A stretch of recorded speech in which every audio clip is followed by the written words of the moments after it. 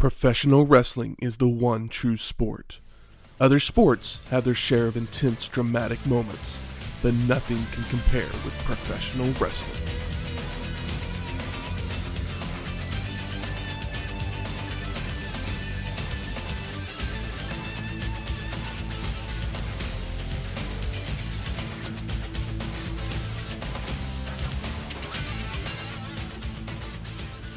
Welcome to Wrestling History X, where three friends come together to talk about the stories behind the matches. I'm Matt. I'm the scum that crawls in the river of hell. And I am Shane. Don't even think about calling me Wayne Bloom. Welcome to episode 299, WCW Monday Night Nitro. A special 3-hour edition. On 420. At this point, the only ones we've watched are 3 hours, so Are they special? Is it a special? Are we special for watching them? We're special for watching them. I saw the 217 and I took a deep breath. Yeah. Well, if it makes you feel any better, I rolled over this episode into the next one where they were bragging about how it's a special 1-hour episode. And then I pushed up on my little remote and it said 2 hours and 17 minutes. So either they lied about the following episode or they suddenly had an hour's worth of, or 2 hours more of footage to show. They probably just played some replays from the week before. Yeah, check out Thunder from last week because we had no audience.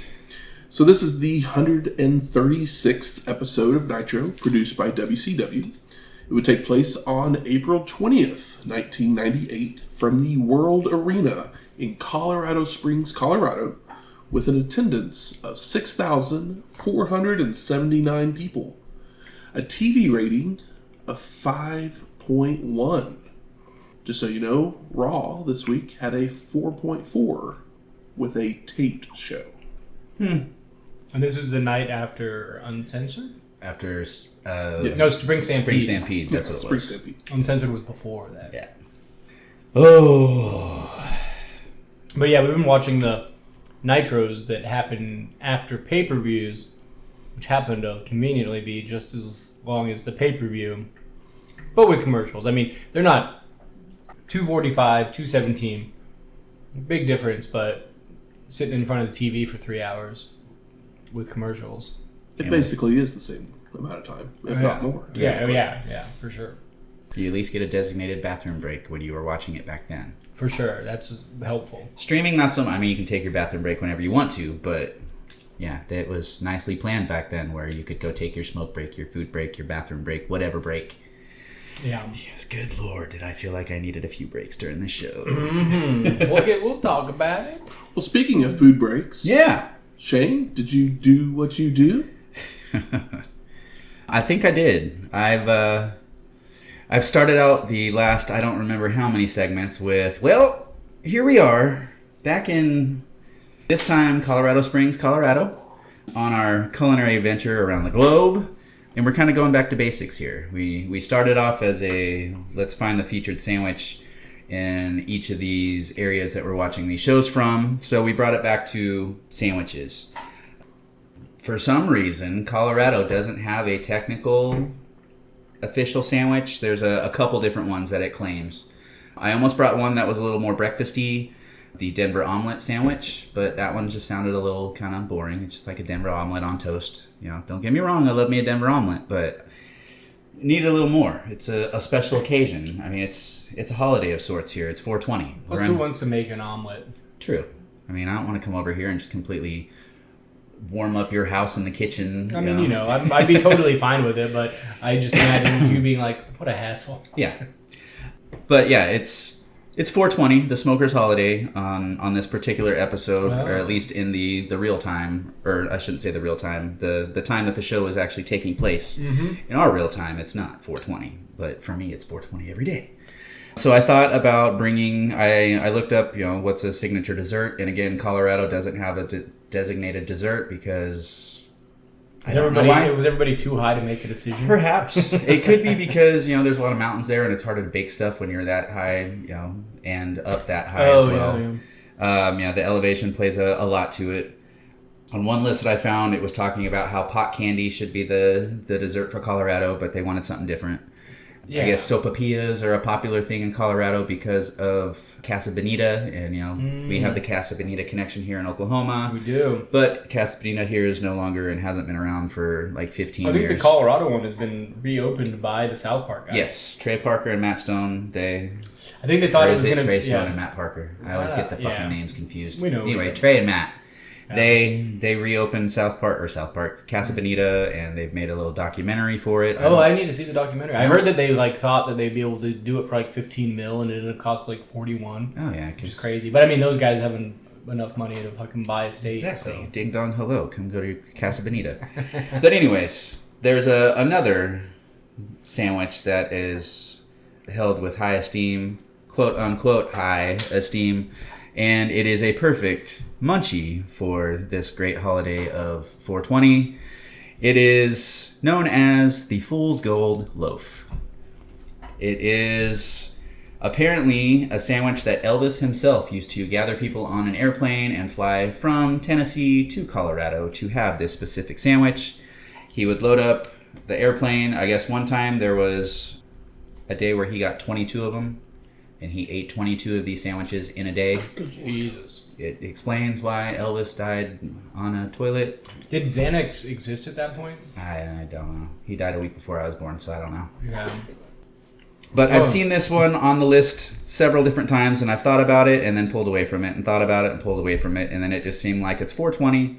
It would be the perfect stoner munchie food to have for a 420 episode. It is a loaf of French bread. In this case, I used a half loaf because coincidentally they just happened to sell a half loaf, and that just made it a whole lot easier because then I wouldn't feel the need to sit here and try and eat this entire big ass sandwich. But it, in its full form, it's a whole loaf of French bread, and you hollow out the top and the bottom of it, similar to like they do at Jimmy John's, so you can fit more shit inside of it without all those carbs. It is an entire 16-ounce container of creamy peanut butter on one half of that boat. It is an entire 16-ounce container of your preferred jelly. They recommend grape, but I guess in the original days, Elvis liked it with blueberry preserves. So I got some blueberry preserves. And then you cook up an entire pound of bacon and load that sumbitch up with all that bacon. So it is a big-ass peanut butter and jelly and bacon sandwich. It recommends that you toast the bread before you fill it up. You know, either smother it with butter, or in this case, I bought some of that sprayable, I can't believe it's not butter, and just douse the outside of it. Turn it upside down so the cut side was facing down on the pan, and the top of it got all nice and toasty, while the inside got all warm crunch and stuff. Yeah. And then, I microwaved the peanut butter so it was a little softer, so it could just pour out into the bread, make it a little easier to spread around. Went with the blueberry preserves over a basic jelly because I figured preserves are going to smear a whole lot easier and not stay all clumpy and jelly-like. And I baked up a shit ton of bacon. This is less than a pound because I used a half loaf, but it is like 3/4 of a pound. So there's more bacon than you would normally get in the typical one. Fool's Gold. There's Apparently, definitely going to be a crunch. Oh, yeah. Apparently, this is something he used to get frequently. He would drink it with Perrier and champagne, so I brought a little bubbly as well. Forgot the Perrier, but if shopping in Oklahoma City has taught me anything, they probably wouldn't have had it anyways. So I'm lucky I got what I got. But let's take a bite of this Fool's Gold. We're going to make a little crunch on the mic. It's loaded with blueberry preserves, bacon, and peanut butter. 1, 2, 3. Not as crispy as I was hoping on that side. Oh, there you There go. we There we go. What's the term for the sound that people, or like people hating the sound of people? There's like a word for people that like hate the sound of chewing on a microphone or whatever. I mean, the whole eating on camera and in front of a microphone is known as mukbang, so I'm going to guess they're called like yuck bangs or something like that. I think it's like a clinical term, whether it's real or not. But it's like, it's gross, but it's never stopped me from listening to something. Honestly, I think it's funny. That was It's good. a very loaded bite. Now let's see how it goes with bubbly. It pairs quite nicely. Misophonia. All right, that does sound right. Intense hatred of sounds.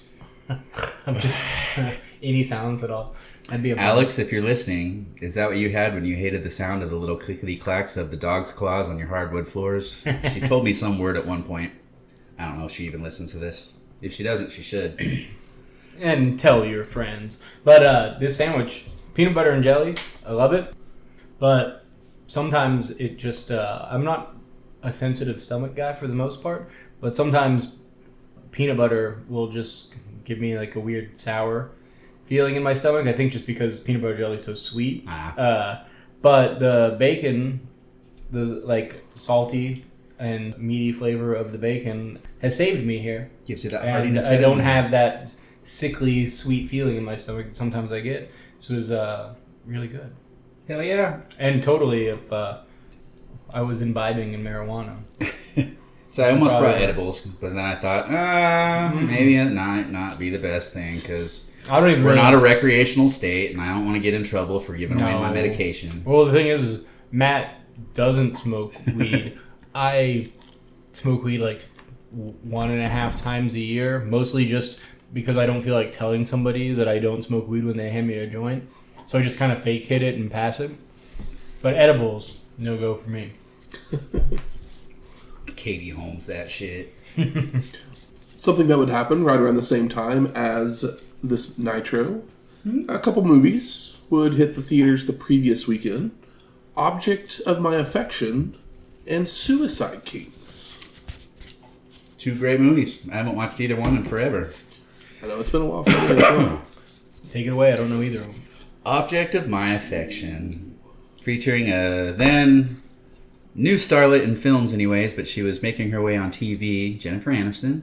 Oh. And a fellow that has kept his youthful appear for the last 30 years or so, Mr. Paul Rudd, who hasn't really aged much since Clueless. No, if anything, he's got just more handsome. He is the answer for a straight guy to say who their like male crush is. Yeah, and it's like that's how you know if a guy's straight. If they're like, oh, who's your any straight guy can say Matthew McConaughey, but it takes a little bit of thought to throw Paul Rudd out there. Even Matthew McConaughey, it's like Paul Rudd is prettier. Yeah, Matthew McConaughey isn't what Matthew McConaughey used to be. He's just Paul Rudd has only gotten better over the right. years. No, he's like all right. Yeah. Whereas Paul Rudd he's a fucking Marvel superhero, man. My answer would probably be like Kurt Russell. Maybe not Kurt Russell today, but just Kurt Russell in general. But maybe that's just because I love John Kurt Russell. Yeah. Big Trouble in Little China. Yes, absolutely. He's dumb. He's fun. Looks great in a tank top. But yeah, Object of My Affection. Jennifer Aniston falls in love with her little new gay friend that she had, and they don't know what to do about it. He's gay. She kind of likes him a little more than she should, and yeah, it's just a different style of a rom-com. It's got Alan Alda is in it. Alan Alda's in it. Paul Rudd is gay in this? Yes. Yeah. Okay. So is this gay? He's the gay best friend. Is this gay erasure where she falls for him and then he decides he's not gay? No. Okay, that's good. Because I was like, that's kind of brutal. It's and she has I'm gay, and that's not going to change. And she has a kid with Steve Zahn. Oh. That's who it is. Okay. Plays the boyfriend. I love Steve Zahn. Wait, no. Is it not Steve Zahn? No, it's Ira from Mad About You. Oh. I don't remember what his name is. Yeah, I can't think of who it is. But yeah, 99% sure. Again, it's been a little while since I've seen it. Yes, John Pankow. Okay. I feel like this is not I don't really know a whole lot about it. Wasn't a big rom-coms. hit, but it has a lot of well-known people. It's got Paul Rudd, Jennifer Aniston, Alan Alda, Allison Janney. But it hasn't been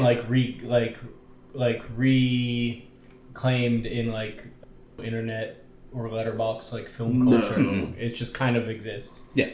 As a young Hayden Panettiere. Yeah. Oh yeah. Tim Daly. Yeah, she was like Jennifer Aniston's niece or something like that in the movie. Yeah, Tim Daly's in it. Steve Zahn, like I said. Sarah Hyland? Okay. Bruce Altman. I'm guessing Sarah Hyland was just one of the kids that Hayden played with when she Gabriel was... Mock was in it. But what's the Suicide Kings? That sounds more my style. Suicide Kings is a movie that would be up your alley. It is a black comedy. And it's mean because it's a black comedy. I love movies that are mean. It's about these guys who kidnap a respected mafia figure. Yeah. Played by Christopher Walken. It's like if Usual Suspects was a comedy. Yeah, Usual Suspects with like the Death to Smoochie vibe. But it's Dennis Leary, Sean Patrick Flannery, Henry Thomas, Jay Moore, Jeremy Sisto. This is the most 1998 movie ever. Yes, it is the most 1998 Johnny movie. Galecki, you can't forget David from Roseanne. Absolutely. But it's Brad Garrett. I want to say it was like 7 or 8 of them. Like I said, it's been. But it's just I imagine it's a thing where everybody's an idiot, and then Christopher Walken is just like playing all of them, and like doesn't feel that like unsafe. Like the film overall isn't the greatest thing, but it's a nice artifact. It's a 35% on Rotten Tomatoes. It's an acting. Like it's some of these people's best movie acting wise. Yes. Yeah. Not the best script, but some of their best performances. Yeah, a great ensemble. I mean, I hate Dennis Leary. I do too. But I mean, this is my favorite movie of his. He's good at being Dennis Leary. It's just that I don't want much of that. But that wouldn't stop me from watching a thing. So this is obviously the post Pulp Fiction like runoff. Yeah, I mean it's a imitation. Which of would be Tarantino. That would be a great listicle, which I haven't seen a great listicle in years, but one that is like the best of the Pulp Fiction Tarantino runoff before the year 2000, because there would be some bizarre movies that nobody would remember in there. Yes, this would fall into that same similar casting of a lot of your hot people from today that weren't big name people, but everybody knows who they were. Yeah, you've got Jay Moore, that guy movie. Oh, it's that guy. Yeah, Jay Moore has been in a lot of things. You've got like Empire Records for your teen dramas. So, I mean, looking at the cast here, you've got Sean Patrick Flannery, who had a hit with Powder around the same time or a little bit before then. You've got Jeremy Sisto, who was coming off of the Clueless fame. Johnny Galecki, who was hot with Roseanne. Brad Garrett, who was just about to, or if not, had already rolled into Everybody Loves Raymond. Henry Thomas, just being the classic actor because he was the little kid in E.T., making a comeback appearance in something. And you got fucking Christopher Walken as Christopher Walken because everybody knows Christopher Walken. You need that classic guaranteed name that people are going to recognize. Laura San Giacomo, she's been in a lot of shit too. Oh, I like her. Sean Whalen was in a lot of stuff. Yeah, these are two movies that get released in April. Is the best way to describe it from the sound of it. Yeah. Like, we're not quite at the summer. We're not dropping blockbusters. These are programmers. But I mean, the guy who directed the movie, he's more known for doing TV than he is feature films. So, I mean, this is probably his most famous movie out of any of the movies that he directed. But he's definitely done quite a few TV shows. So, we've looked at every other television. He said Matt was like, "You TV." I mean, it's like The Game and Firefly Lane and Unreal. And I don't know what any of those are. I mean, Firefly Lane, that's a good new show at least. I mean, he did some Party of Five back in the day. Yeah, that's probably where Good Wife, The Glades, Leverage. Dirty Sexy Money, like these are all like he's a steady hand for like episode fucking 9 of a TV show. Yeah. Oh, we can bring him in. He can cover this one, no problem. He knows what he's doing. Let's see. Object of my affection. Who was your director? Nicholas Hittner. The Crucible. Madness of King George. Is the Crucible the Winona Ryder one that they made you watch in school? Yep. Daniel Day-Lewis and Winona Ryder. That's who it was. I was trying to remember who else was in that. He's now doing mostly national theater. He's bringing Beetlejuice to every civic center in the United States.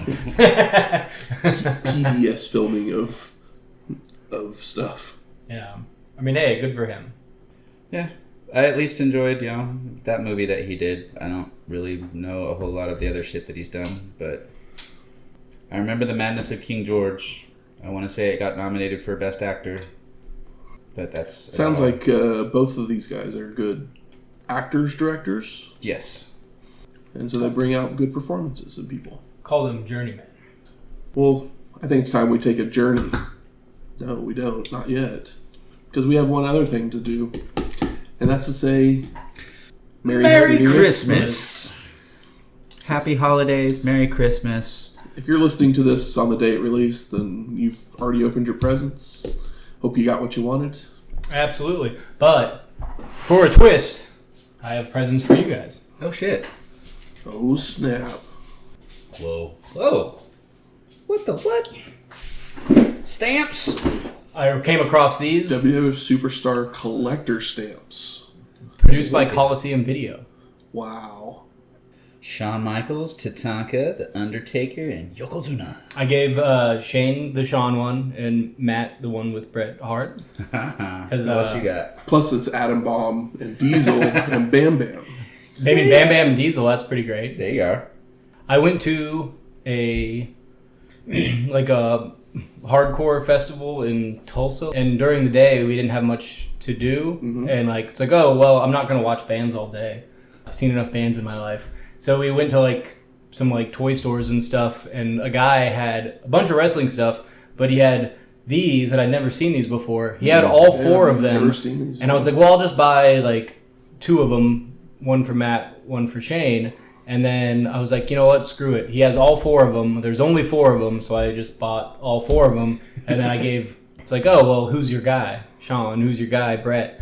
The other two that I have Lex, Doink, Samu, Fatu, Paul Bearer, and three other guys that I can't pull off the top of my head. Paul Bearer's on one, but Undertaker's not? They split them up. Undertaker's on one. Okay, yeah. I missed Undertaker. Yeah. But the illustrations are really good, and I've never seen those before, and he did not charge much for them. That's badass. But the frame costs more than the... I put them in a frame because you can't give somebody something like that's not in a frame. Yeah, that would end up easily lost on my... We will definitely have to take a picture of this and post it online. Absolutely. I mean, of all the wrestling ephemera, I've never seen those. No, this is badass. I've never seen anything like this. Yeah. Thank you. Yeah, they're neat. Thank you very much, sir. Yeah, no problem. Appreciate it. But yeah, it was funny because I was like, oh, I'll give them to him for Christmas, and then I bought the frames, and then I saw in the notes that this was the Christmas episode. I pulled back the curtain a little bit. I was like, oh, well, perfect timing. Also, only Christmas gifts I bought so far. I got some work to do this week for my family. Well, let's talk some Nitro. All right, if we have to.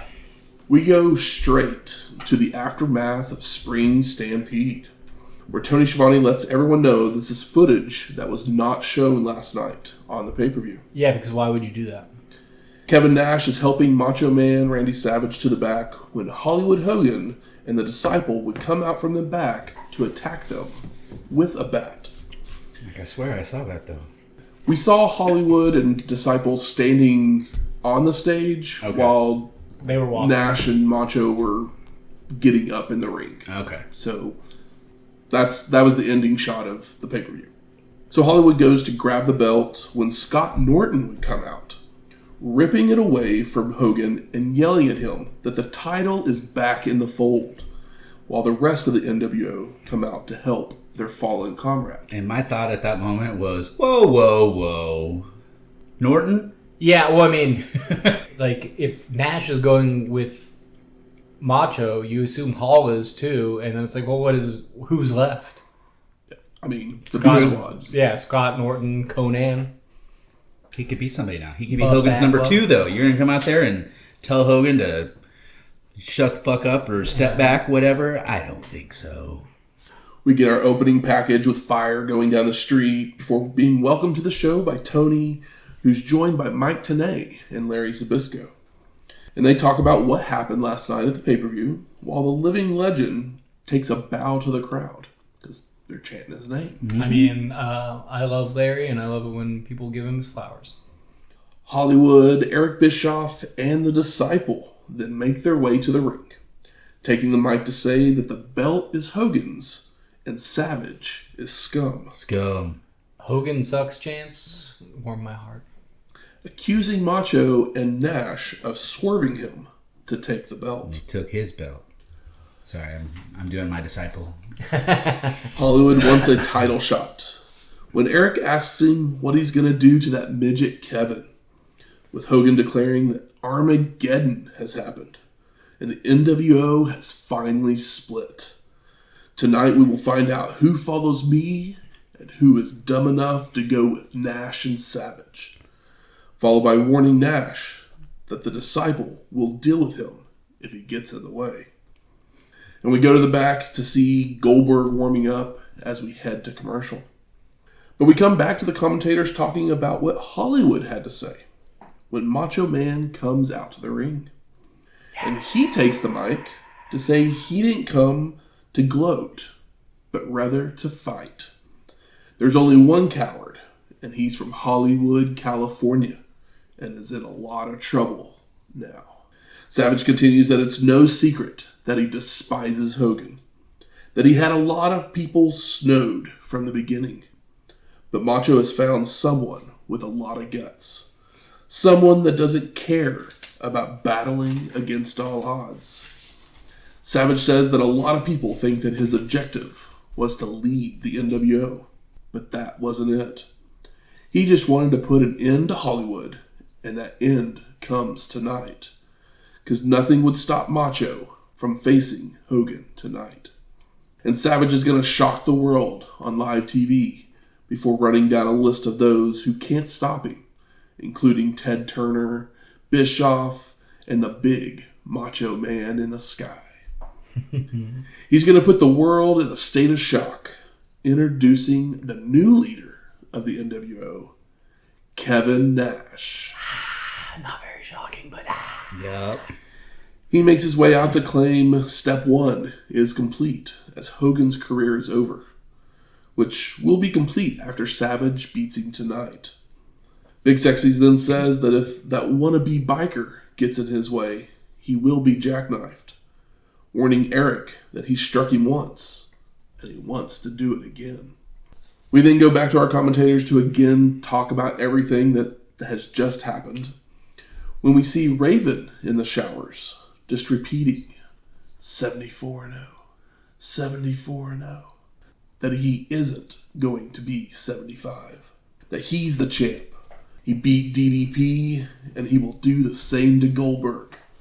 Quote the Raven, nevermore, as we go to commercial. I mean, he's sitting on the floor of, like, the tile men's bathroom. Mm-hmm. Like, ew. He doesn't care.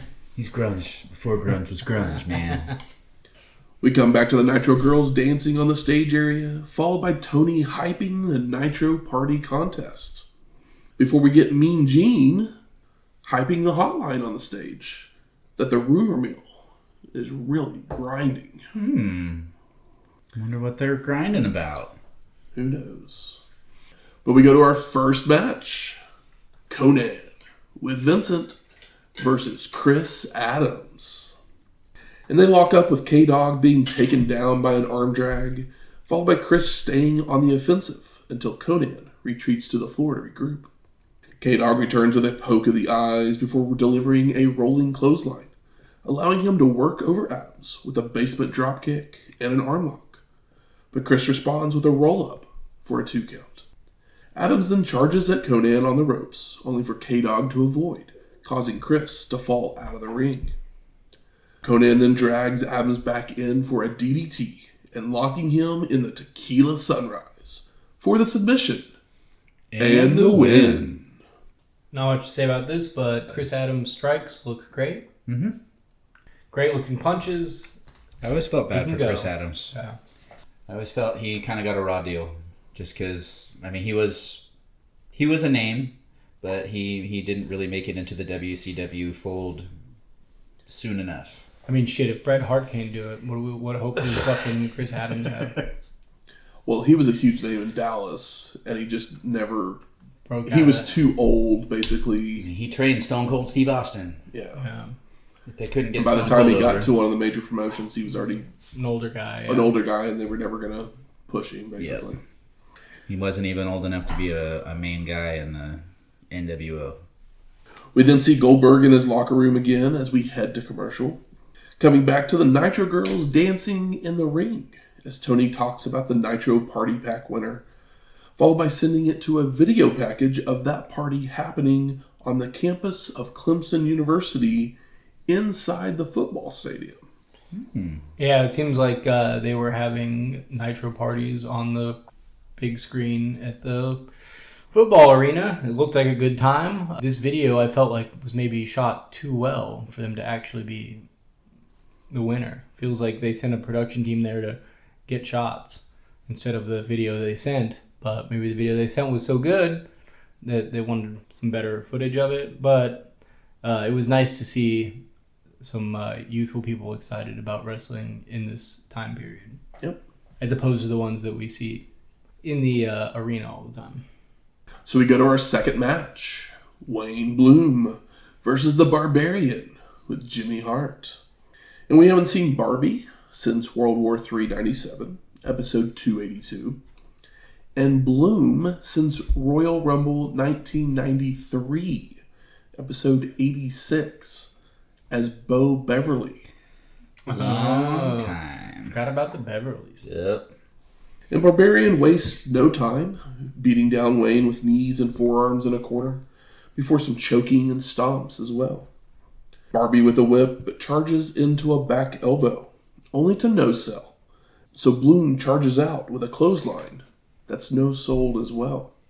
Wayne then goes to run the ropes when Hart would grab his boot. So Bloom drags him up to the apron to smack him with a right hand, allowing the Barbarian to nail a clothesline and a big boot for the pin. And the win. That's a way to kill 3 minutes. I mean, it's the best we've seen Barbie in a while. Poor And Wayne. this will be the last time we ever see Wayne. Yeah. So But yeah, he has a legacy son out there. who's no longer employed. Yeah, old Von Wagner. The guy that was forced into the main event in NXT when he was... Not ready. I think he just started. I don't know how long he's been training, but...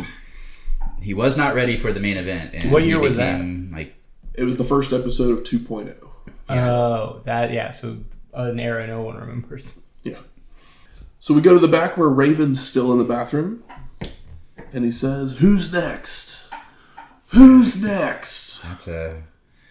means something different usually when you're hearing that yelled from the bathroom. Goldberg, I'm next. But I come from hate, and I come from pain. And it's mind over matter. Goldberg, it's over. The streak is over. Quoth the Raven, nevermore. As we head to commercial.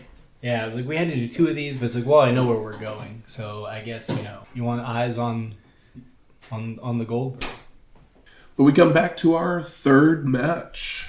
Chris Jericho versus Juventud Guerrera for the WCW Cruiserweight Championship.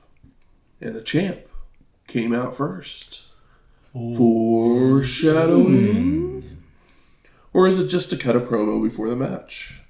As Chris sets up an easel, placing a picture of Dean Malenko on it, while also wearing the Mahi Mahi of Ayakea that he won the previous night, before taking the mic to say he respects Malenko, but he has some good news, bad news about his status.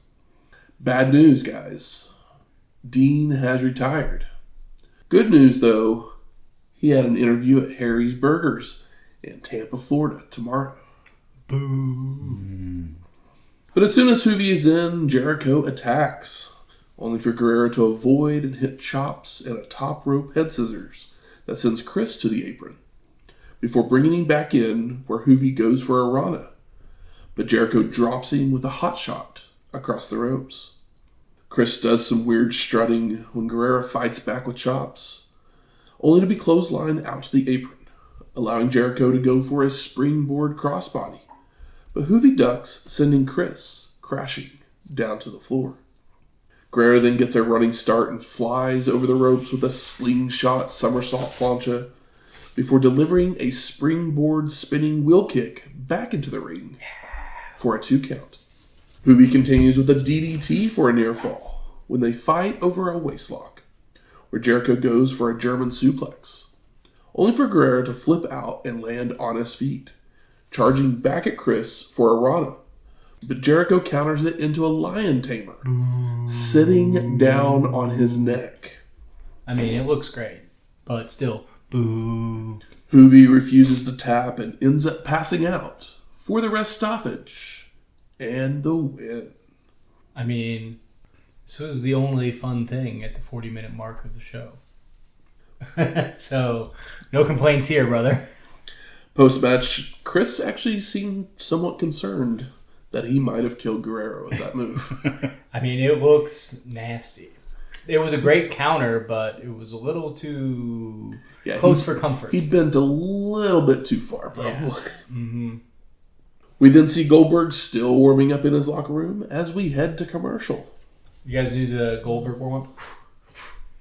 He basically just does the, like, you know, fuck you, where you put your hand over your arm. Yep. Yeah. We come back to more pyro as our number 2 has started. And we go to our 4th match. Raven versus Goldberg for the WCW United States Heavyweight Championship in a Ravens rules match.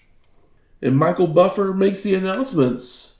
So let's get ready to have 2 main events? What? I mean, they are just telegraphing smashing Goldberg over by having Buffer be a part of this. But did anybody think that Goldberg would lose this point in 98? No. There's Goldberg shirts, there's Goldberg signs, people love him. We will see that. And it's like, we've seen him come up, but I feel like this is, you know, we'll talk about it. So the champ came out first. Foreshadowing. It's foreshadowing something. I do love Raven coming out to no music. I love when a guy comes out to no music. Well, he would have come out with some trashy Yeah. rock song if he had the music. Yeah, I mean, but yeah, it's like, oh, yeah. I love it when a guy does it, but I don't think Raven has enough heat to earn that, to earn the, like, no music heel entrance. So Raven lays the belt down in the middle of the ring, leading to Bill getting in his face, only for Raven to tackle Goldberg back into a corner, followed by a boot to the face and a dropkick, before throwing Bill to the floor. And Goldberg reverses a whip, sending the tortured soul into the railing multiple times. And the crowd goes wild. Followed by returning to the ring to apply a leg lock, forcing Raven to reach the ropes. Bill continues with a reverse thrust kick that sends the tortured soul retreating to the floor, where he grabs a chair to attack as Goldberg falls out. Now back in the ring, the chair is set up, allowing Raven to drop toe hold Bill face first into the steel for a 2 count. And the tortured soul with a chair shot across the back and begins to wear down the challenger, only for the fans to start chanting his name. Raven with a whip to a corner and a clothesline to no effect. And he continues to throw right hands, but Goldberg just retaliates with a spear. All of a sudden, Sick Boy flies in with a top rope missile dropkick, followed by Kidman leaping off the back of him into the arms of Bill, who just tosses him out of the ring. Sick Boy's then clotheslined out to the floor when Horace Boulder would use a stop sign over the head of Goldberg to no avail. I had last night guy, because I could not remember his name. He's the last night guy. So he gets speared as well. Reese would then make his way into the ring for a double choke lift, only to be headbutted and jackhammered. My God. Yeti. Raven tries to leave through the crowd when a group of fans would pick him up and toss him back to ringside. I mean, this really got a kick out of him. Fans. I mean, they were dressed appropriately. They did look like fans. A lot of the times when they do stuff like that, it's like something's off. Like they're not dressed correctly or they're like too big. These guys did just kind of look like normal people. So I will give them that. And see, I looked at them and thought, those aren't fans. I don't know. A skinny black guy in a hoodie seems like a wrestling fan. This allows Bill to drag Raven back into the ring for a spear and a jackhammer for the pin and the win. And new! People go high. And 73-0-2. Or according to them, 75-0. Yeah. I will say that was well put together, and they have, for a company who brings stars in and does not continue to keep them as stars, they are doing a good job of making a star with Goldberg. Yeah. I did find it comical, though, that they seemed confused at first that it was Raven's rules when it's always Raven's rules. It is, but there should be no even question about that anymore. But Buffer didn't say it. Tony said it like after the bell rang. But then the fact that Goldberg threw a reverse kick or a spin kick or something like that, and the announce team just, oh my God, this is the best thing ever. Goldberg learned a new move. Yeah, and the crowd popped for it because they hadn't seen him do it. He's been watching. He's been paying attention to old Booker T. Maybe. We then go to commercial, but come back to highlights of what we just saw. We then get the Nitro girls dancing down in the stage area. So we go to our fifth match: La Parka versus Ultimo Dragon. And we get back and forth action to start with arm drags, monkey flips, chops, missed splashes, drop toe holds, and spinning heel kicks that send Ultimo out to the floor.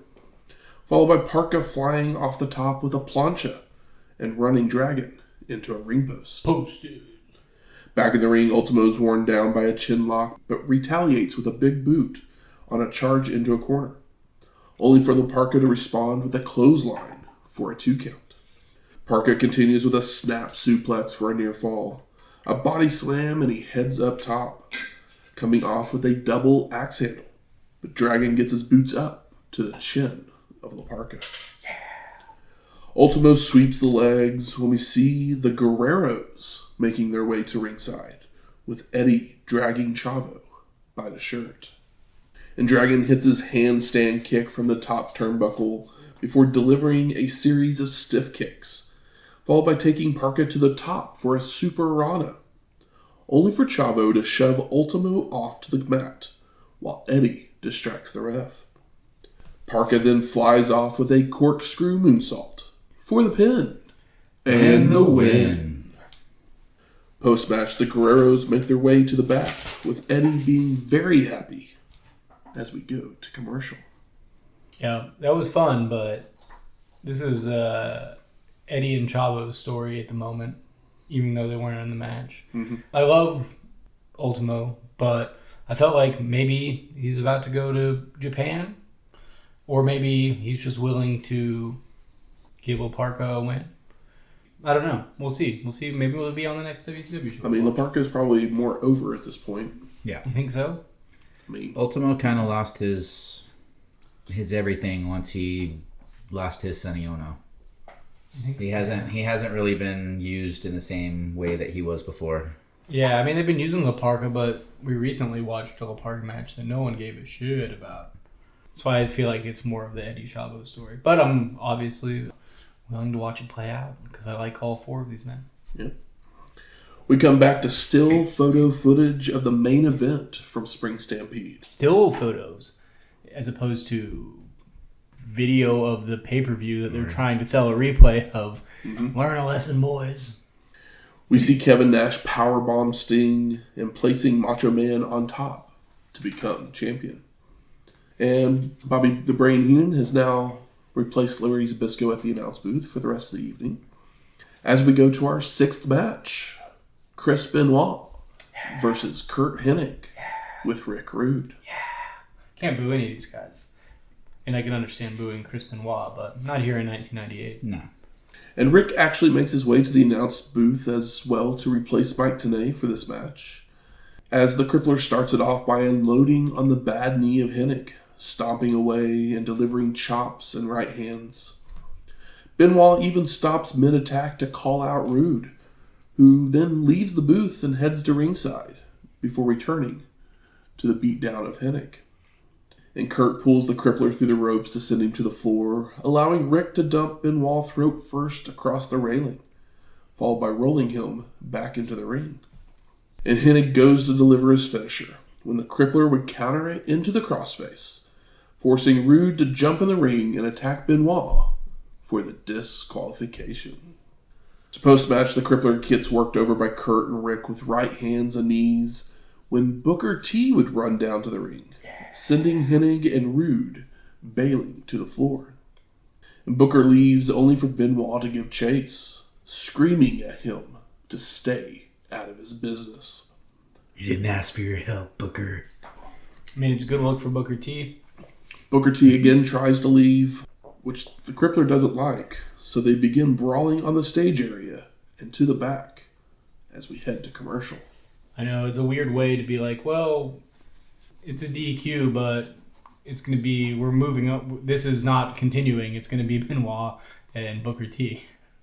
Yeah, we're getting close to the best of 7 series. I think so. Oh, okay. That's a thing they did? Yeah. I mean, sounds good on paper. Because it was for the television championship, I believe. So that's what Booker T has right now. So we come back to more still photo footage from the main event of Spring Stampede, where we see Hollywood Hogan sneak down to ringside to shove Savage off the top turnbuckle. When we get Mean Gene in the ring, calling down Rowdy Roddy Piper for an interview. And Okerlund proclaims that Roddy lost the battle, but he won the war as the NWO is splitting. Before Piper talks about being the commissioner and putting stipulations on the main event tonight. Roddy says there will be no DQ. No run-ins. Which, if there's no DQ, can you stop a run-in? That's kind of what I thought. Yeah. And if Hogan attempts to leave, Piper will have him dragged back to the ring. And why would Hogan want to leave in a title match that he doesn't have the belt? If he's suckering somebody into a run-in. And the fight will continue all night, if necessary, as there will be a winner. Roddy then lets Hollywood know that after Macho is done with him, Piper is going to teach him some misery. We then go to commercial, but come back to the still photo footage of Nash powerbombing Sting again. Which, at this point, I was like, we keep showing still photo footage of the main event, but we see nothing about the bat match that Hogan was in. Yeah. And they keep basically saying, oh, you'll have to check out the replay tomorrow night to see what happened in the bat match with Hogan. So it's like, so was the main event actually the main event at Spring Stampede? I mean, this is them glazing Hulk Hogan into thinking that he still means what he thinks he does. I mean, they keep talking about the NWO splitting, but they're not showing us why or how they split. No. They do the good job of repeating themselves, and it makes me want to blow my brains out sometimes. Yep. So we go to our 7th match. Hammer versus Perry Saturn. And the last time we actually saw Hammer wrestle, because he's been around in the flock, so we've seen him. But the last time we saw him wrestle was Slamboree 1993. Damn. Episode 90. As Van Hammer. Yeah. And did they ever say why these two were fighting?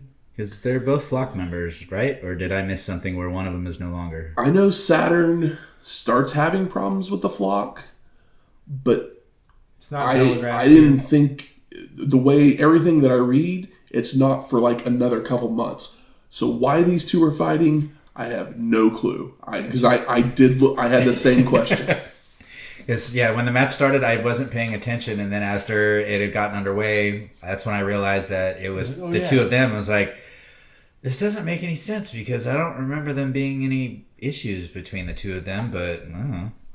I also sit there sometimes with my hand just on my face, just staring at my TV, not really paying attention to what's going on. Yeah, letting it wash over you. I mean, it's not like Tony's going to tell us why they're fighting. Oh, hell no. No, but he will tell us all about Kevin Nash and Macho Man. And If there's something funny that happened about it, then Bobby will throw some comment about it. But, yeah, no. So our two competitors start brawling in the aisleway, with Hammer being whipped into the apron and the ring steps. Great sell by Hammer. Before entering the ring, with Saturn leaping off the top with a flying clothesline. But Hammer responds with a power slam and a clothesline of his own. And Hammer continues with chops and chokes when Perry would turn a press slam into an arm drag. taking control with head slams into the canvas, kicks, and a back elbow, followed by a T-bone suplex. And Saturn taunts the crowd, allowing Hammer to recover and nail a spine buster, leaving both men laid out momentarily. Perry then avoids a running kick in a corner and hits a clothesline that takes them both to the floor, where they brawl some more until Saturn is dropped on the railing. And Saturn comes back by drop toe holding Hammer headfirst into the steel steps, placing his arm between the apron and those steps to crush it between, before the two brawl down the aisle when the bell rings for the countout. Mm-hmm. Post-match, Hammer clotheslines Perry on the stage area, only for Saturn to then counter a DDT with a suplex onto it as well, as we head to commercial. Maybe that's over. Yeah, it's like maybe the Saturn having issues with the flock is this is the genesis, but they didn't sell it at all. Where it's like, oh well, they're having a match tonight, but because that's what was booked, but they didn't. Yeah, who knows? We come back to the still footage of Hogan shoving Savage off again. Same shit over and over. As Pyro goes off. So we're on to hour number 3. Yay! Thank gosh. As Tenay, Shivani, and Heenan discuss the NWO, Hogan, and the main event. Yeah, no twist or like artistic expression on the storytelling. Same shit. Different hour. So we go to our 8th match. Public Enemy of Rocco Rock and Johnny Grunge versus Buff Bagwell and Scott Steiner. We haven't seen Public Enemy since Nitro on October 27th, 97, episode 280. And of course, they bring a table with them, while Scott and Buff playfully have a flex off as they come out. And I'm like, Buff, you don't have the stuff. Yeah, I mean, you know, he's jacked, but he's not. No one looks like Scott Steiner. And my thought as I saw them walk out was, damn, I don't really remember all of this. I swore that Scott Steiner, once he became Big Papa Pump, became a singles guy, but apparently he just went from one tag team to the other. So no, him and Buff do tag stuff here for a little while. Yeah, I think until like Bagwell gets hurt here pretty soon. Spoiler alert. Yeah, the Big Papa Pump stuff, like Bagwell always gets hurt. So Grunge starts it off with Bagwell getting hip tossed, but he comes back with a backbreaker after Buff mocks Public Enemy's dance. And Rock's tagged in only to be worked over with right hands and a press slam by Steiner, followed by Scott's whip being reversed, allowing Rocco to lock on a sleeper, which Steiner escapes and nails a belly-to-belly suplex. Scott then charges into a back elbow in a corner before Rock delivers a swinging neckbreaker, tagging in Johnny, who's kicked in the back of the head by Bagwell as he runs the ropes, and dropped with a suplex by Steiner. Buff keeps up the attack with chokes and right hands, followed by Scott hanging Grunge in a tree of woe to maul with forearms and more chokes. Johnny gets a second win, but Bagwell stops the momentum with a clothesline before taking the fight to the floor, where Buff holds Grunge while Steiner goes to use a chair, only for Rocco to make the save, running Scott face first into the steel and then into the ring post. Prematurely posted. Rock rolls Johnny in and reaches for the hot tag. Cleaning house with right hands and clotheslines, goes for a double noggin knocker, but the NWO counters with a double back elbow.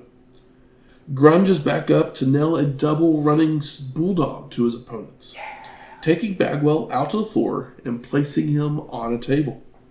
Public Enemy goes to put Buff through the table, only for him to move in time, sending Johnny and Rocco crashing through it. And Rock's rolled back in where Steiner goes to lock in the recliner, but Bagwell wants to nail the blockbuster, so Scott obliges for the pin and the win. Obviously, we're setting up Buff and Steiner turning on each other very quickly, with their flex off and Buff wanting the glory. I don't know. I thought that's what attracted them to each other because they were doing that while he was still a Steiner brother. Yeah, it's just one of those things where it's like, well, I'm pretty sure that, this is not long for the world. Like, Scott Steiner is going to move on. I feel like that him and Buff aren't going to be a long-term tag team, even Buff didn't get hurt. We go to commercial, but come back to the Nitro girls dancing on the stage before we go to our 9th match, Psychosis versus Booker T for the WCW World Television Championship. And Booker starts it off with a series of knees, a body slam, working the arm, a hook kick, and a pair of clotheslines that sends Psychosis to the floor. And Booker T is more over every time we see him. At this point, he gets big pyro. WCW is finally trying to get a guy over. And it's working. You know, DDP's been on the come up for a long time. Goldberg's a little quicker. Booker T has earned it, but they give Bret Hart $10 million. And Yep. so, you know. But that's okay because I don't want them to bring Bret in and take Booker's heat, I guess you could say. Booker T slams Psychosis down on the outside before rolling him back in, only for Psychosis to greet him with stomps, turnbuckle smashes, and a basement dropkick. Psychosis then heads up top for a flying wheel kick that gets a 2 count, followed by wearing down Booker with a surfboard and chin locks. But Booker T fires up to nail forearms and a side slam, but he misses a knee drop, allowing Psychosis to go back to work on the legs, wrapping it around the post. And Booker T reverses a whip and destroys Psychosis with a spine buster. Like, it literally left him twitching on the mat. Booker T looks like a beast here. Followed by a leaping forearm smash and a pancake. Booker then finishes it off with a Harlem sidekick and a missile dropkick for the pin. And the win. Yeah. I think this is the best match so far. Booker T has the fire behind him. Like, he feels it, he's getting the pop, and he's more energetic and excited. Does he have the Harlem heat? He absolutely does. And Psychosis can work his ass off, so, there's no issue here. Go to commercial, but we come back to our 10th match. What a match it is. Brian Adams with brother Vincent of Chris versus Lex Luger. And what I'm sleepy. What I find the most comical is as Brian Adams and Vincent make their entrance, that's when the announcers start to talk about how great and athletic the members of the NWO are. And these are the two that inspire them to make that statement. Brian Adams and Vincent. Yeah. Who is the most athletic member of the NWO? Probably Scott Steiner now, but... Yeah, for sure. But like before that, it may have been 6 and he was barely used. Are we counting Japan? No. But no, 6 was like Macho before he hurt himself. Yeah. 6 was never used very well, but we know that he has the energy and can do stuff. It's just that he has not worked at all in WCW. Yeah, he's just been there. If Paul wasn't in rehab, he might be one of them, but he's no longer what he once was. Yeah, Scott Hall. Konnan. Scott Hall is definitely the best wrestler out of anyone that's ever been in the NWO when he's not fucked up. Yeah. Konnan we've seen him be a great wrestler, but he's definitely not as jacked or worried about his position. That's the thing is, he was a great wrestler until he got in the NWO, and then sometimes he has he got put in there because he either didn't want to wrestle anymore or something happened to where he couldn't do what he was doing before. Yeah, it could be an injury thing or where he was just like, you know what, I'm never going to be on the top. We're going to get the Mexicans on our side. That's why he got put in the NWO. But he's not working the same way, which makes sense as for him being a heel. But all he does now is Orale, Arriba la Raza, something else that I don't know what he says, and then he repeats it. Yeah, if you ask somebody that never saw... Bowdy. Yeah. That's what it is. If you never saw, Konnan, the jacked star... With long hair. And you've never... And, all you saw was the NWO Konnan, you wouldn't believe what he once was capable the time of. we watched him on that Mexican show, all I knew Konnan as was this Konnan. Yeah, Same. yeah. And so I watched that and I was just like, who the fuck is this? Yeah, it's like... This was the Maybe one of those Konnan things that where- we always wished for. Maybe he put in the work to become a star in Mexico and realized that he could be not a star, work less hard, and make more money in America. And not mad at him for it, because no matter how hard he worked, he wasn't going to be at the top of the card. He landed in the right WCW. place for that, because there's one company out there that will pay you excess amount of money to do absolutely nothing. If only he was younger, AEW exists now. Right. So Adams and Luger started off with back and forth action, using headbutts, knees, hip tosses, and an inverted atomic drop that gives Lex the advantage from mounted punches in a corner. Total athleticism. Only for Adams to nail an atomic drop of his own. But it's no sold, allowing Luger to fire up with multiple clotheslines that send Bryan to the floor. Lex then leaps off the apron, only for Adams to catch him in the gut with a right hand and attempt to head slam Luger into the ring steps.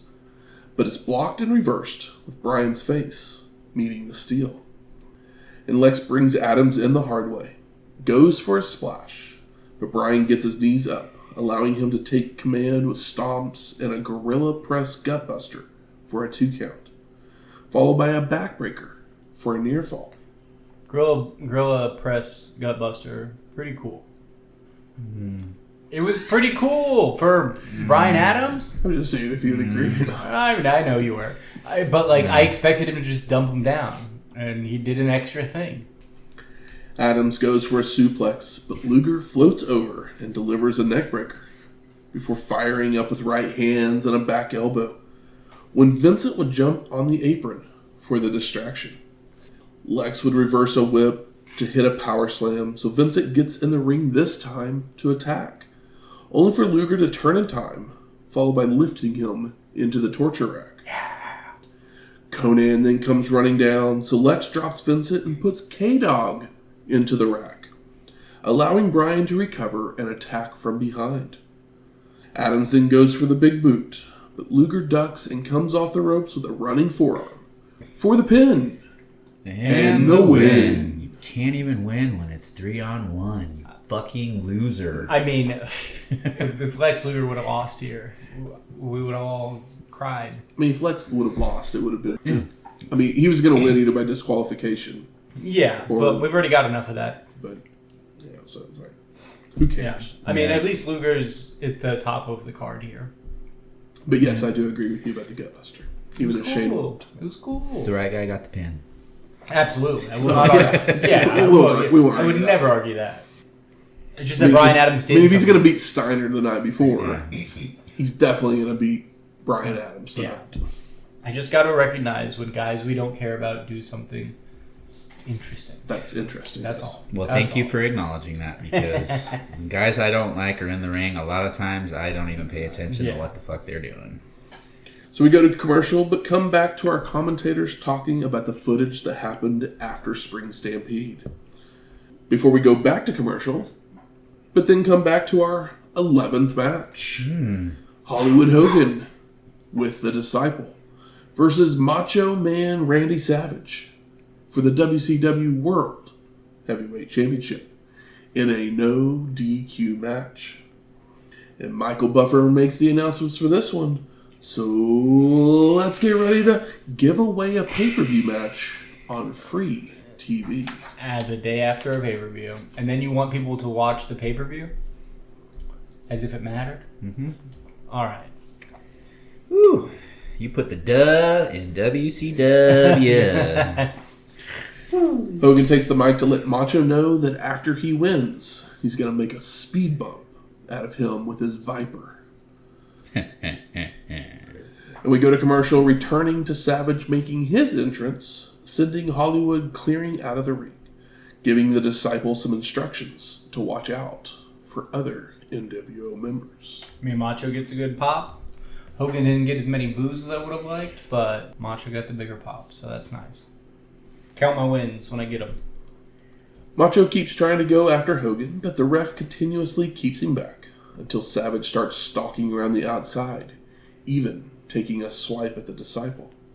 Now back in the ring, they finally lock up, with Macho being taken to a corner to begin working over his opponent with right hands, eye rakes, a back elbow, and chokes. The Disciple even gets some chokes in as well, before Hollywood hits a back suplex for a 2 count, chops, and dumps Savage out to the floor, where he's thrown into the railing by the Disciple. Now Hogan grabs a chair and whacks Macho with it, followed by rolling him back in, where Savage blocks and reverses a turnbuckle smash, nails some right hands, and a running forearm. And that chair slam, was straight to the head. Mm-hmm. Not to the back. Pretty gnarly. Macho kicks at Hollywood, but his leg is hurting, so Hollywood takes advantage by working it over, until the fans begin to rally the champ, who punches his way out of the corner, only to walk right into a kick to the gut. Savage is again thrown to the floor, with Hogan following to whip him with his leather belt, before rolling him in to choke Macho with the strap. Hollywood goes for the leg drop, but Savage avoids and grabs the belt and begins unloading on Hogan, followed by a body slam and a top rope elbow drop, only for the knee to hurt so much he can't make the cover. Damn. And Hollywood's up first and goes right back to the knee, applying a figure 4, with Macho making the crawl to the ropes. But it's no DQ. But Nick Patrick still broke it up. Yeah. Hogan then pulls Savage back up to his feet, only for Macho to start choking Hollywood, with the ref trying to break it up. So Savage just tosses Patrick aside, allowing the Disciple to come in and nail a net breaker on the ref as well. And I'm like, do we not understand what no DQ means? They don't. You do not have to have a ref bump when it's no DQ. No. But what does Hogan know? Both men start attacking the knee of Macho, wrapping it around a ring post, followed by the Disciple grabbing the title belt to deliver the Apocalypse, which is a stunner, onto it. Yeah, I mean, it's a fun spot, but getting there was a challenge. Mm-hmm. Kevin Nash then comes running down, and he gets in the ring, asking what's up, when Eric Bischoff would come down as well, grabbing a hold of Nash's leg like a little kid. Yep. Allowing Hogan the Disciple to hammer away on Kevin. Hollywood charges in with the championship gold on a held Nash, but he moves in time, sending the Disciple out to the floor. Kevin then goes for a powerbomb on Hogan, only for Bischoff to start kicking him from behind. Little kid kicks. So Nash knocks him down with a right hand, before returning his attention to Hollywood to nail a jackknife powerbomb. Kevin then places Macho on top of Hogan, when Bret Hart would come running down, as Nash is trying to wake up Patrick. The Hitman grabs the title belt and hits Kevin with it, followed by placing Hollywood on top of Savage for the pin and the win. My thoughts exactly, Shane. Post-match, Piper comes running down, demanding an explanation, but Bret doesn't have one, so he just decks Roddy as Tony says his goodbyes, and we fade to black. I mean, the fans were loud, but I don't think they were happy. No. One thing that I don't think we covered, but there's a really silly moment that involves Hulk Hogan, of all people, doing the spinning toe hold. Oh, yeah. And it looks like ass. And then he puts on a figure 4 that looks like ass.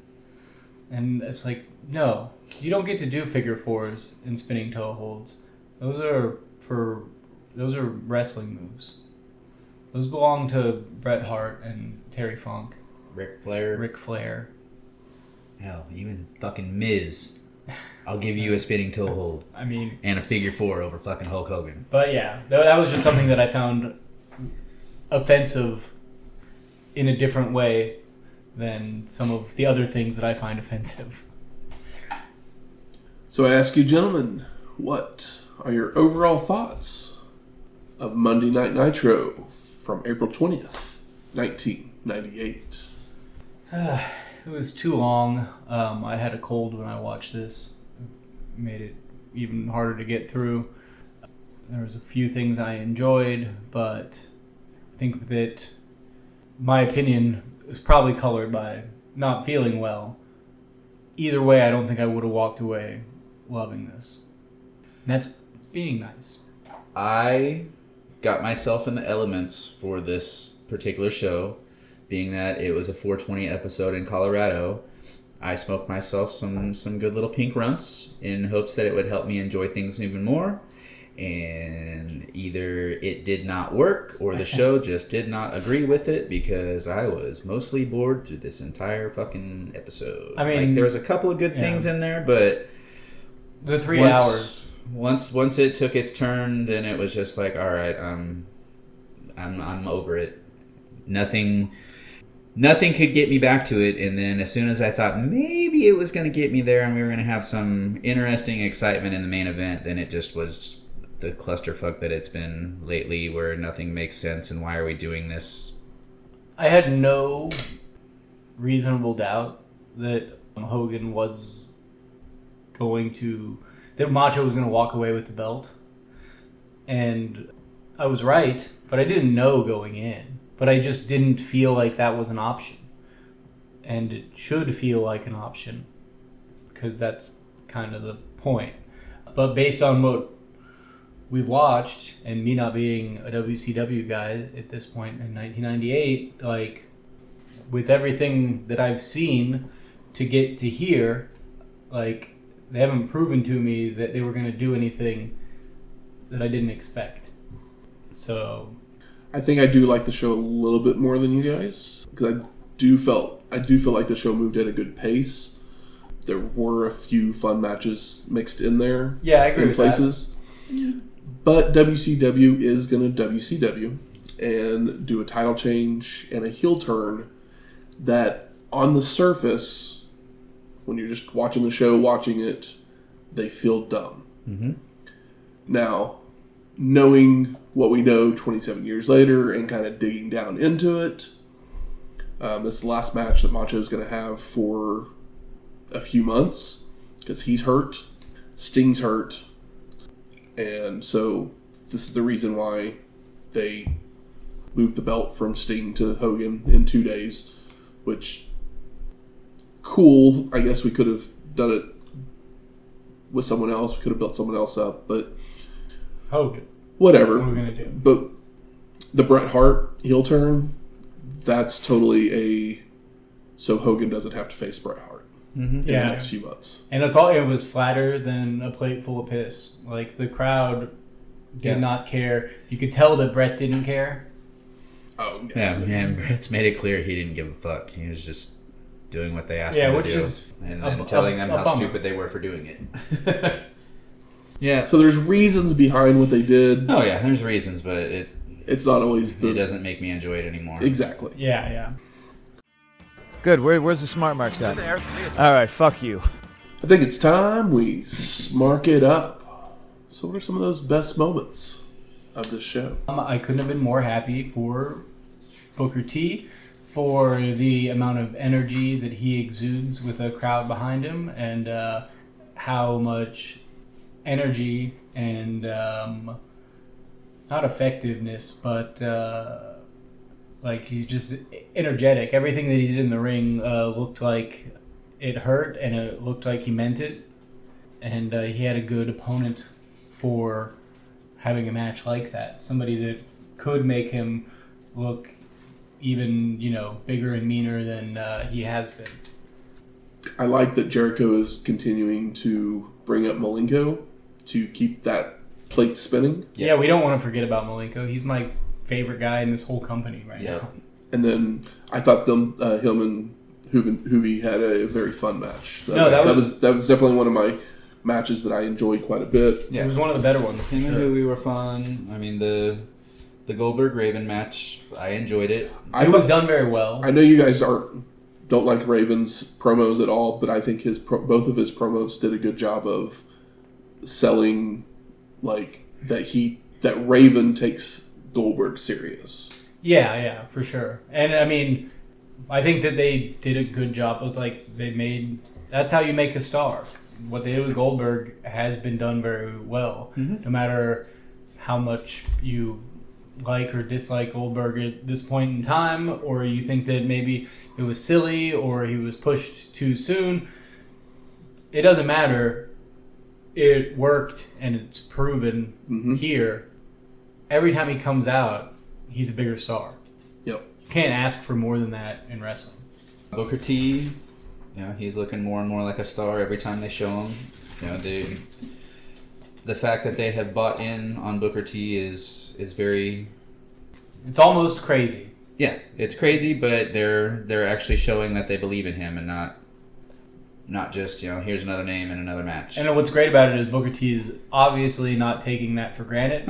And he just looks like a world beater here. And maybe it's him and Chris Benoit next. And how much fun does that sound? Sounds like a blast. I typically... Put it on a plate for me. Typically moan and groan and roll my eyes about a Public Enemy match, but even their match on this one with Buff and Steiner, like Matt said, it moves at a good pace. I wasn't bored with it. I wasn't fully enthralled in it, but of the 11 that we had, it's one of the ones that stands out, and I could easily watch again because it wasn't just a bunch of dumbassery happening in it. There was meaning and stuff behind... planting seeds for the potential fallout between Steiner and Buff, if that's going to be happening soon. That was well done, considering that the Steiner, Rick and Scott stuff hasn't been done so well. Well, and maybe it didn't need to be, but stuff like this helps take your mind off of it and lets you move on and be interested in what Scott might do going from here. And then we got my favorite two moves of the night. We got the Booker T Spinebuster. Great. That left Psychosis twitching. And then the Gorilla Press Gutbuster. Gorilla Press Gutbuster. Can't help it. It was great. Can't help it that it's not a guy that... It's all right. Why is this guy doing a cool move like this? But most of the guys that can do a move like that aren't guys that I care anything about. So. Yep. Yeah. Maybe Scott Steiner should still move. There you go. Maybe. How about most disappointing? I mean... 11 matches. Yeah. 11 matches. Most of them didn't feel super important. There was no reason for this post-pay-per-view, post-Stampede Nitro to be 3 hours, with the exception of they want, I guess, to gain ratings slowly leading up to... I mean, basically, they start an hour earlier than Raw, so they have people already hooked on Nitro, so when Raw starts, they hopefully can keep their audience, basically, that they already have. And that's the reason why they put the Raven Goldberg so at the beginning of the second hour, to keep those viewers. It also helped because I think it was pretty good and interesting in a show that was pretty typical. We're kind of starting new angles as opposed to finishing them, and that was a finish and a beginning for Goldberg. I mean, obviously the Bret Hart turn and him obviously not caring is a bummer, but you explained the reasoning why, and I see why they would do that, but it's a bummer that they didn't make Bret Hart. They paid all this money for Bret Hart and didn't take any of the momentum and use it. They've just let it pitter out, and then they're like, well, these guys are hurt, we got to do something. And Hogan won't have a singles match with you. So how about you come out here? Bret without even having to focus on Hogan. Wait, there's 80 other people in the company that he could have a run with. Why does Hogan have to be the focal point of everything? You could have had Bret Hart say, "I'm new here, but I'm gonna work my way to the top," and he could have matches with guys for a full year and a half, competitively with people like DDP. Yeah, Chris the Benoit. opposite of what they did with Sting for the last year. Just thinking, I was like, I don't remember who Bret feuds with at this point, but a DDP feud would make a lot of sense. But if he just started with guys and slowly worked his way up, and he's like, I'm here to earn it. He's like this. I'm in a new place, and like I don't expect anybody to put me anywhere where I haven't proved myself. Let me prove myself, and just slow go it up the ranks. Mm-hmm. That's a full year, and that people would enjoy because there's good matches to be had in there. Yeah, I mean, you could have. He can tap out big guys like Bryan Adams on a Nitro, but he can have competitive match or series of matches with people like Benoit, like DDP, like Dean Malenko if he wasn't hurt or whatever. But then that takes all eyes off of their top guy that they want everybody to keep staring at. And the thing is that some of those guys, like, it's hard to say, but sometimes, and with somebody as good as Bret Hart, you can lose the match and still win. Yeah. And guys, they have enough guys here that are good enough with another guy like Bret Hart who's good enough and smart enough to make sure that he's not burying them as this happens. He's got more cred. He's been around longer. Like, it makes sense for him to beat a Chris Jericho, and Chris Jericho doesn't have to lose anything from it. He still has a great mid card to have matches with. He beats, some your Psychosis and Ultimos, and then moves on to, or some Iakeas, I guess, whatever. But moves on to people like Dean Malenko or Chris Benoit after the fact. It's just, hindsight's 20/20, I guess. We're disappointed still, right? Yep. Yeah. So Sting is the most important guy for an entire year when he's hanging in the rafters, dropping down from the rafters, coming down, not saying a word, carrying a bat, not making any expressions, no nothing. Has no match. And then, as soon as he becomes the top guy, he means absolutely nothing, to the point that they take the belt off. Stupid, convoluted rematch. We're going to hold the belt in limbo forever, then we're going to have another match between you guys, and then instantly we're going to take the belt away from you and make it seem like you're worth absolutely nothing again. I mean, they fucked up the first time. I don't understand what the fuck the point was in getting Sting. I know he got hurt, but it's always better as the chaser. And I mean, that's fine, but it should have lasted longer. I know he got hurt, but they fucked it up from the very start. They fucked up the first big match, and it was too little too late. And they knew it was too little too late. Yeah. And he got hurt. So, imagine that. A guy doesn't work for a full year, and you pay him to not be on TV very often because you get the pop, and then he gets hurt. When you're not having him work house shows or whatever. Taking bumps on the usual. Yeah, exactly.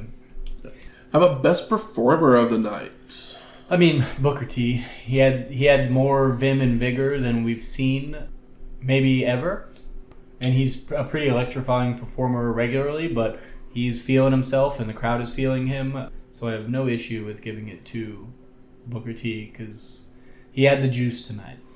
I mean, it's him or Jericho for me, so... Yeah. Yeah. I think give it to old Booker. I mean, I think Goldberg did a great job as well, but the first thought in my mind is Booker T. He'll get it. Eventually we'll get to the point where Goldberg doesn't have to do anything in a match, and we'll wish that we saw him doing reverse kicks. Yeah, a roll through leg lock. And a roll through leg lock. Very true. So, maybe we should be giving it to him, but right now I'm sticking to Booker T. And how about most surprising? I mean, the Bret thing. It's the Bret thing. I didn't know that was going to happen, and I couldn't have cared less, and neither could have Bret. So at least I had an ally in that moment. Or is the most surprising thing that Bryan Adams actually had a cool move? I mean, there you go. I don't have as much hate in my heart for Bryan Adams as Shane does. I have enough hate for all of us. Yeah. Hey, he's no Eric Ross. It's the Bret thing. We all know. It's the Bret thing. All jokes aside. Making their way to the ring. It's trivia time. Whew. This week, the category is TikTok. Tick-tock on the clock, but the party don't stop now. I will give you a match. You're going to give me how long that match was. Oh, I like this one. And it's whoever's closest. There's no Price is Right rules or anything like that. Just whoever's closest. I'm pulling up my calculator so I can type in my number. So the match is from SummerSlam 1995. Okay. It's Akushi versus 1, 2, 3 Kid.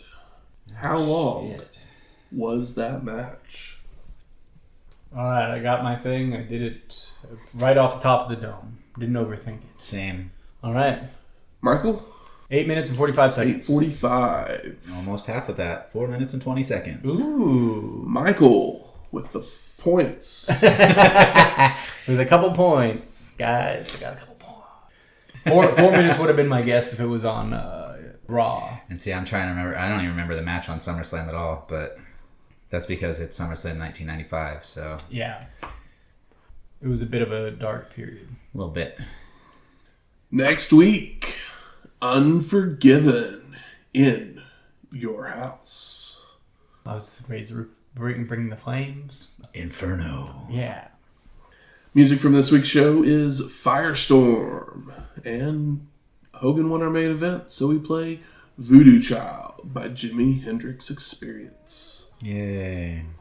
And if you like this episode or any of our others, please go out there, rate and review us on iTunes, Spotify, YouTube, or wherever you find your podcast at.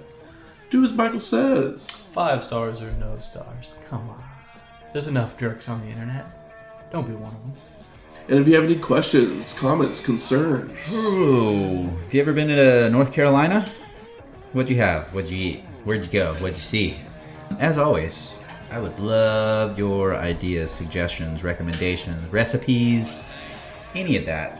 Yeah, we're going to North Carolina. We're going to Unforgiven in your house. So give me something North Carolina, something flame broiled, something hot or spicy, something Unforgiven if I've never tried it.